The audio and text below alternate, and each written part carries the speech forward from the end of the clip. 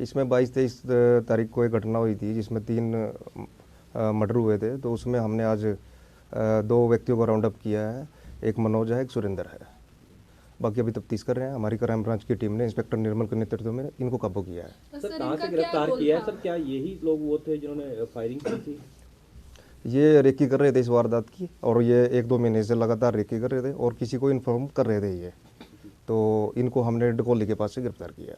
तो फायरिंग करने वाले भी यही हैं सर?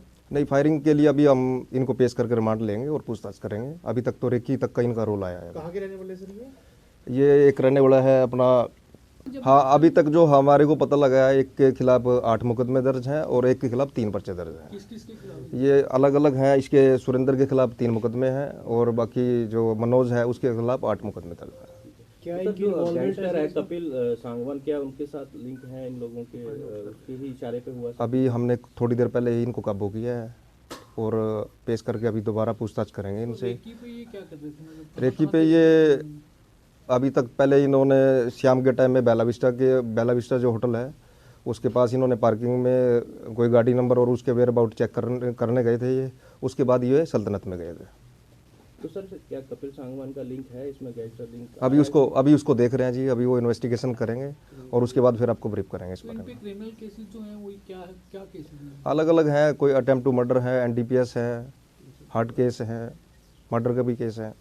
तो सर यहाँ मुकदमे दर्ज है या अलग अलग राज्यों में है? वो अभी हम देख रहे हैं उनको, उनकी बाकायदा ऑफिशियल डिटेल लेंगे। जब आपने इनको डिटेन किया तो ये किस पे थे?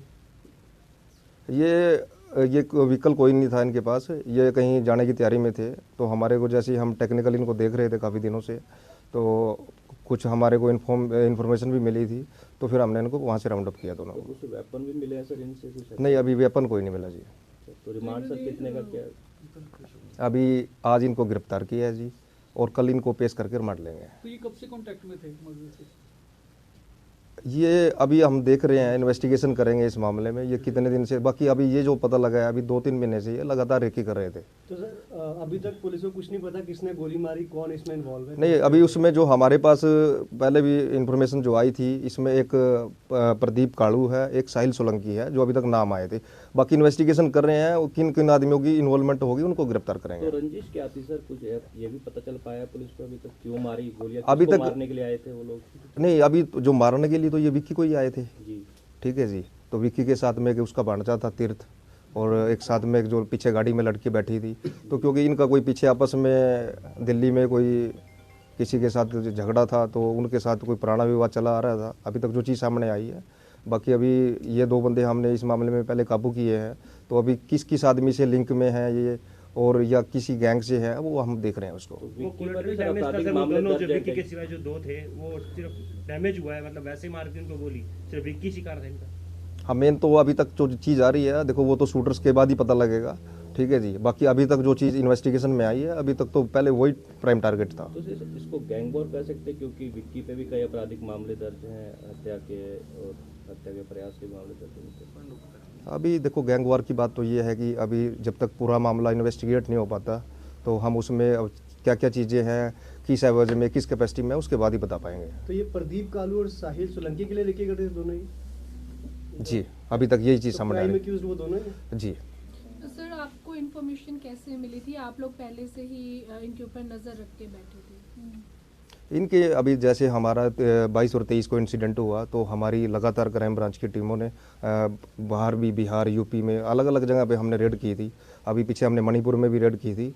उससे पहले 2-3 टीमों ने हमारी राजस्थान के आसपास रेड की थी। तो लगातार काम कर रहे थे। कुछ हमारे पास चीज़ें आई हुई थी, तो कुछ लगातार हमारे पास जो टेक्निकल डाटा आया, तो उस टेक्निकल डाटा से और कुछ इन्फॉर्मेशन जो हमारे को थी, उसी हिसाब से हमने इनको राउंड अप किया। सर, कोई सुपारी किलिंग तो नहीं थी? अभी इस बारे में जब तक पूरी इन्वेस्टिगेशन नहीं हो पाएगी, तो इस बारे में ये क्या नाम है, ये लगातार ये यहीं पे रह रहे थे जी। पहले ये दिल्ली से कर रहे थे कवर, और काफ़ी दिन से जो अभी तक चीज़ आई है सामने, लोकल में यहाँ एक लड़का कोई देवीनगर में रह रहा था, और एक ये पीर मुचल्ला के पास रह रहा था, रहमत ओम में।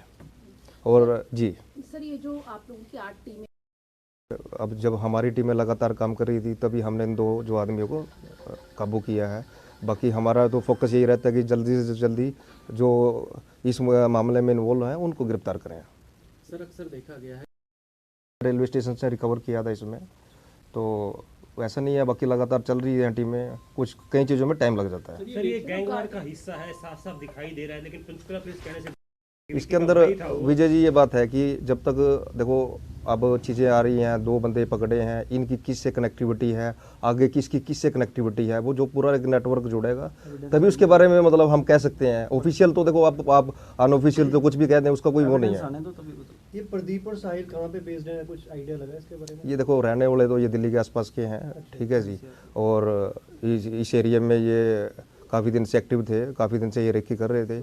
पहले ये कोई पीर मुसल्लम में कोई सोसाइटी थी, तो इन लड़कों ने वहाँ भी रेकी की थी और वो अलग अलग बंदों से भी रेकी करा रहे थे। तो इनको उस दिन रात को इन्फॉर्मेशन मिली, पहले ये शाम को इन्होंने बेला विस्टा में रेकी करी, उसके बाद ये सल्तनत पहुँचे। ये जो लड़के हमने पकड़े हैं कोई 12 बजे के बाद वहाँ एंटर हुए हैं, 12 बजे के बाद फिर ये वहाँ से पहले निकल गए। इन्होंने पूरा बताया जी कि ये कौन कौन आदमी है, कौन है, क्या है, वो सारी डिटेल उन्होंने भेजी है।